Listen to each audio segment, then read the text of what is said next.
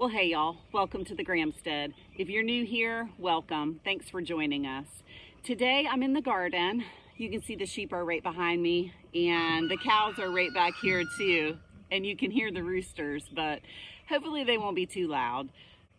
It's going to be a nice drizzly day here this afternoon.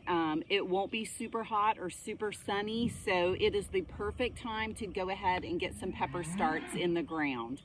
I am super excited about these peppers. These are Sweetie Drop peppers and Florida Wild Grove peppers, both of which we've never grown before. So we love peppers here, and I always like to grow like different varieties and try new stuff. So I'm going to put some of these in the ground today. I also have some serranos and some shishito peppers that I'll put in also. So I wanted to bring y'all along and show y'all how I put my peppers in. All right, y'all, this is the area that the peppers are going to go in. I've got 3 rows right here. This is kind of in the back corner of my garden. I have not grown a lot in this very back corner, so the soil definitely needs some amending because not a whole lot has been done to it. It's pretty much just the sandy Florida soil, so it definitely needs some help. I'm just going to keep it super simple and put down some mushroom compost, and I will plant directly in that. And of course, there are some weeds to pull, so I'll get that done too. And I've got more of this leaf mulch right here, so after I get the peppers in, I will put that leaf mulch around them too. And really for my garden this year, it's all about amending and feeding the soil. I had a lot of deficiencies in my soil at the end of last year, so really the whole entire garden needs amending. So that's the name of the game for me this season, is feeding my soil. I'm going to be making a lot of homemade compost this spring and summer. Because if you're not feeding your soil, you're not feeding your plants. So that is the name of the game here. I'm going to go ahead and start on these rows by broad forking them with a pitchfork.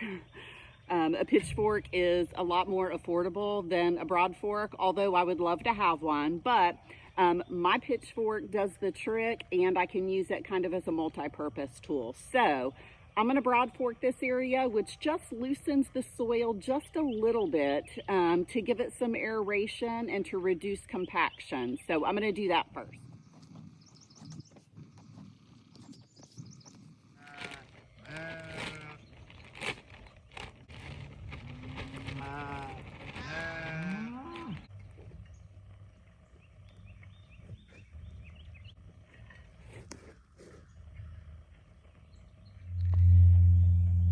All right, the compost is laid out there. I went ahead and put it's a good few inches thick.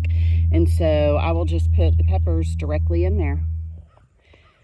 All right, I gave my compost a little bit of a mix with the native soil just to really help start building it up. And I went ahead and just loosely marked out some holes where the peppers are going to go.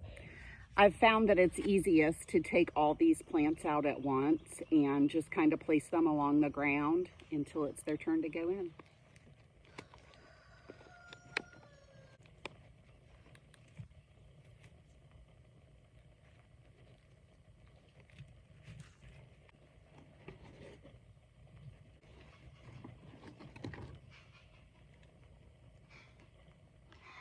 I started these plants inside in my kitchen underneath grow lights.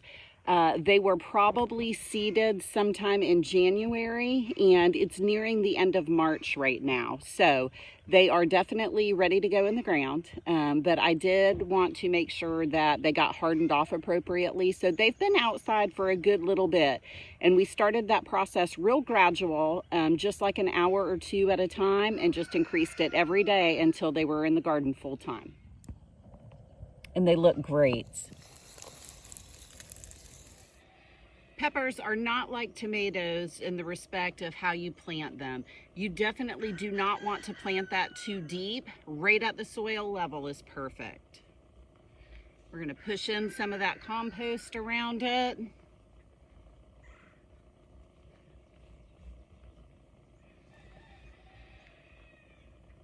and water it in.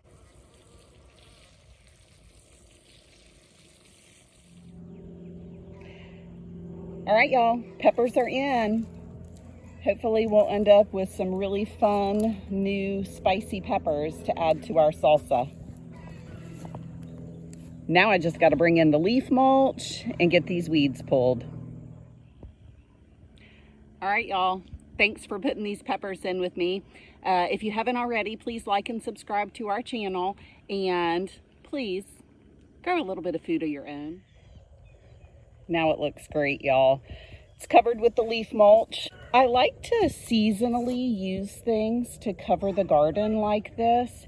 I have not done any leaves in the garden in a while, but I think it's really great for building your soil. The more diverse of the things that you put into your soil to feed it and amend it, I think the better soil you get. So the more diversity that I can add to my soil, the better, because we had all those nutrient deficiencies, and I really feel like this year it's going to be all about feeding the soil.